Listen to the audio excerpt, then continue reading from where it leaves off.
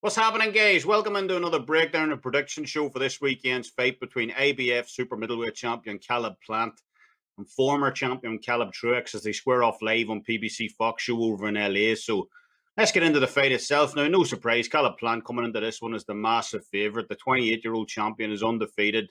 He's coming off back-to-back stoppages, since taking the title off Jose Uzcategui back in January 2019 as well. And, he enters this fight as the minus 3,300.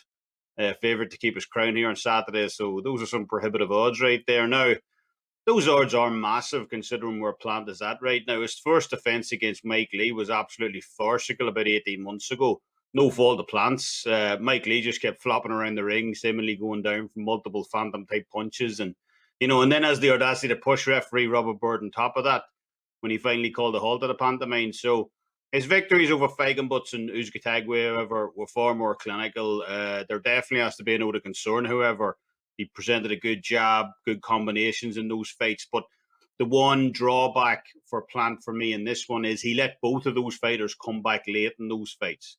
Feigenbutz having a good period around the 6th or 7th after getting dominated early.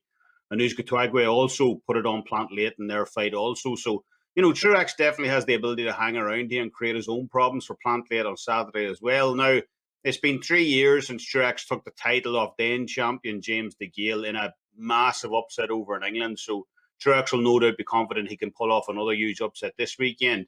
Revisiting that fight, James DeGale, an incredibly talented fighter in his own right, it must be said, had by far the better of the early exchanges in that first fight. But true to form, Truax, tough guy, continued to pour forward with his high-pressure style, looking to exchange.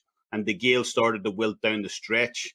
The pair then staged an immediate rematch just 4 months later, and what many assumed to be just a simple off night for the British fighter. But, look, same thing. After another fast start by DeGale, there was Truax again, continually pushing forward, setting the pace, and DeGale barely hung on to reclaim his title, and he suffered a pretty bad cut in the process. So, we know how both men are going to set up here. Plant is incredibly, quick hands. He's got a quick two-handed attack to rip off those combinations up top into the body. He's got a very good punch selection. What I like about Plant too, he reads his opponents. He stops and spurts to set up other punches to see, whether it's an uppercut or a hook that's he doesn't throw blindly. He looks to see where the power punches, what's going to do the most damage. And, somewhat like James DeGale, he's very good with his overall accuracy. And but also like DeGale, he better not underestimate Truax in this one, as despite the gulf in talent on the surface, Truax is a guy who'll be in your grill all night long. And even at 37, I don't think age is going to affect him that much.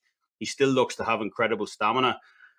Plant's promising a KO here on Saturday night, but Truax has only been stopped twice in his career. Danny Jacobs stopped him. Anthony Dirrell stopped them as well, respectively. But I think it's safe to take out the Danny Jacobs stoppage, as there was little seconds left, about 40 seconds left on the clock on that one, before the referee decided to step in. Truax was very unhappy with that stoppage as well. So, his only real stoppage was he got blasted out in one round to Anthony Dirrell.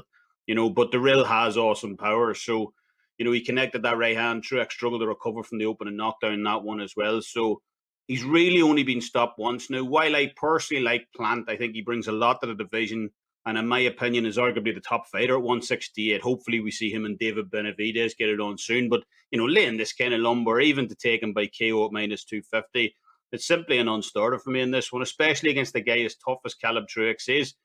Truax gets hit a lot, and that could open up big opportunities early here for Plant as he gets off that quick two-handed power attack of his.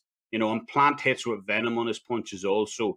While he's not as hard a puncher as Dirrell, he can still definitely pop. But if he can't get Truax out of there early, this fight likely drags on into the late rounds. For that reason, I'm going to take a small 2% position. And will the fight go the distance? Yes, at plus 200 in this one.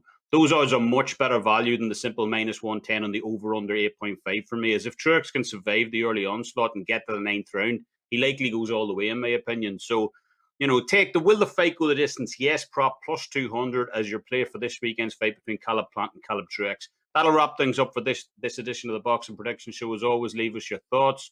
And you can also catch me over at Twitter at the SportsWolf83 and at my handicapper page, Kevin Dolan, over at WagerTalk. As always, until next time, Slán